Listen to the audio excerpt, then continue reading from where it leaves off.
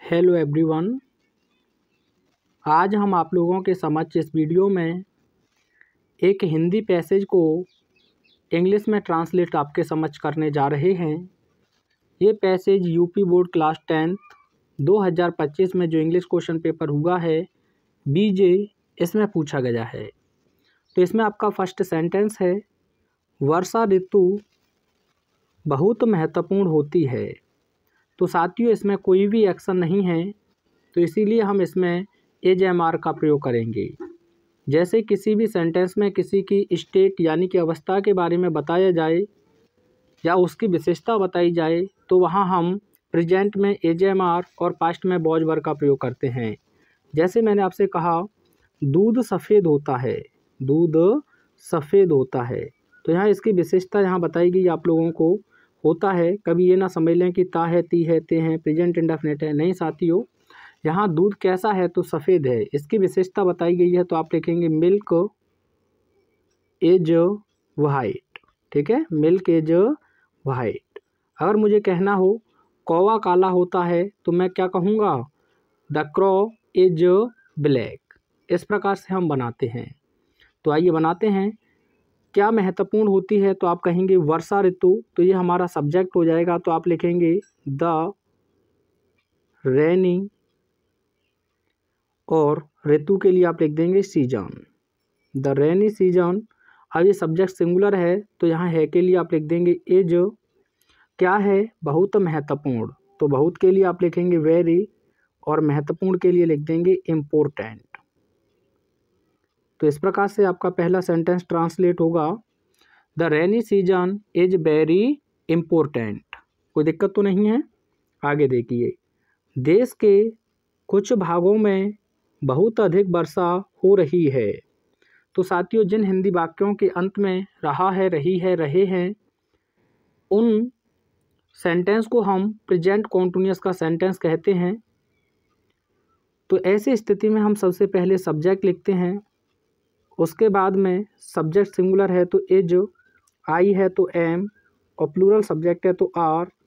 उसके बाद आप क्रिया की फोर्थ फॉर्म का प्रयोग करते हैं, यानी कि कॉन्टिन्यूअस फॉर्म V1 + ing, और उसके बाद ऑब्जेक्ट या अदर वर्ड।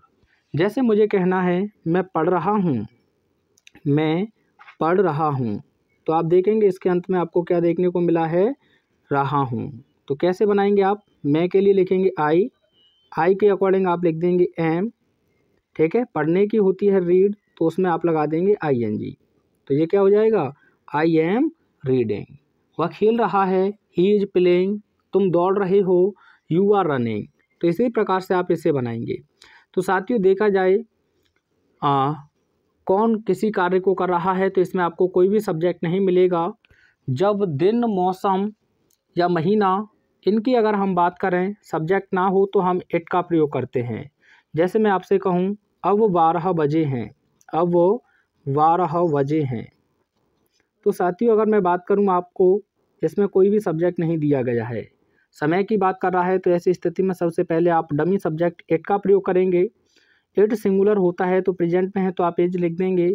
12 बजे के लिए आप लिख देंगे 12 o'clock, और अब के लिए आप लिख देंगे नाउ।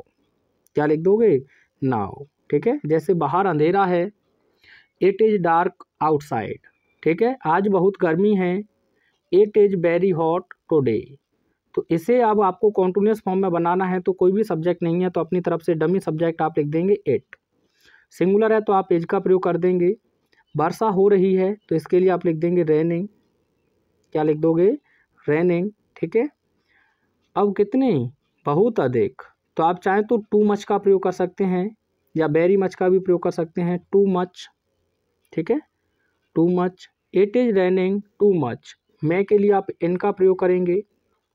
कुछ भागों, तो कुछ के लिए आप लिखेंगे सम, और भागों के लिए आप लिख देंगे पार्ट्स, PARTS। ठीक है, इन सम पार्ट्स।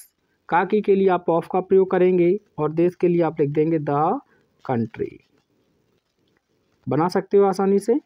क्या बना, it is raining too much in some parts of the country. अगला सेंटेंस देखिए, कुछ भागों में वर्षा बिल्कुल नहीं हो रही है। तो इसमें भी कोई सब्जेक्ट आपको नहीं दिया है, बल्कि बारिश होने की बात की गई है, तो इसमें भी आप एट का प्रयोग करेंगे। तो सबसे पहले आप लिखेंगे एट, है के लिए आप लिख देंगे एज, एट एज, नहीं के लिए आप यहाँ लिख देंगे नॉट, इट इज नॉट। और वर्षा होने के लिए फिर आप कॉन्टिन्यूस फॉर्म का प्रयोग करेंगे, तो raining, it is not raining बिल्कुल, तो इसके लिए आप लिखेंगे एट ऑल, एट ऑल माने होता है बिल्कुल। तो it is not raining at all, फिर मैं के लिए आप प्रपोजिशन इन का प्रयोग करेंगे, और सम पार्ट्स, कुछ भागों के लिए आप लिखेंगे सम पार्ट्स। तो ये सेंटेंस आपका बन जाएगा it is not raining at all in some parts. ठीक है, आगे देखिए, ये दोनों समस्याएं देश के लिए अभिशाप हैं। तो साथियों इसमें भी कोई एक्शन नहीं है, तो ऐसी स्थिति में आपको एज एम आर का प्रयोग करना है। जैसे कि मैं आपसे कहूँ अशोक एक महान सम्राट थे, तो इसमें भी कोई एक्शन नहीं हुआ है, बल्कि स्टेटिव वर्ब का प्रयोग करेंगे, तो आप क्या कहोगे, Ashoka was a great emperor. तो ये दोनों समस्याएं, तो दोनों की अंग्रेजी आप सबसे पहले लिखेंगे, यानी कि बोथ, और ये के लिए आप लिख देंगे दीज, और समस्याओं के लिए लिख देंगे आप प्रॉब्लम्स, प्रॉब्लम्स। ठीक है, यानी क्या अभिशाप है, तो आप कहेंगे ये दोनों समस्याएं। तो बोथ दीज प्रॉब्लम्स, अब ये प्लूरल है तो आप यहाँ आर का प्रयोग करेंगे। ठीक है, अभिशाप के लिए आप लिख देंगे अ कर्स, कर्स माने अभिशाप होता है, या फिर बैन का भी प्रयोग कर सकते हैं, BANE, लेकिन कर्स एक कॉमन वर्ड है तो आप कर्स का ही प्रयोग करें। के लिए आप प्रीपोजिशन फॉर का प्रयोग कर देंगे, और देश के लिए आप लिख देंगे द कंट्री। ठीक है, ये सेंटेंस आपका बन के तैयार हो जाएगा, both these problems are a curse for the country. एक सिंपल सेंटेंस मैं आप लोगों को दे रहा हूँ, कमेंट में मुझे इसे ट्रांसलेट करके आप बताओगे। वह एक अच्छा छात्र है, वह एक अच्छा छात्र है। ठीक है, क्लास 10th के लिए ही आपके लिए, तो एक सिंपल सेंटेंस है, इसे कमेंट में आप सेंड करेंगे। आई होप आपको चारों सेंटेंसेज, 4 या 5 सेंटेंसेज अच्छे से क्लियर हुए होंगे। मिलते हैं नेक्स्ट वीडियो में। Thanks for watching.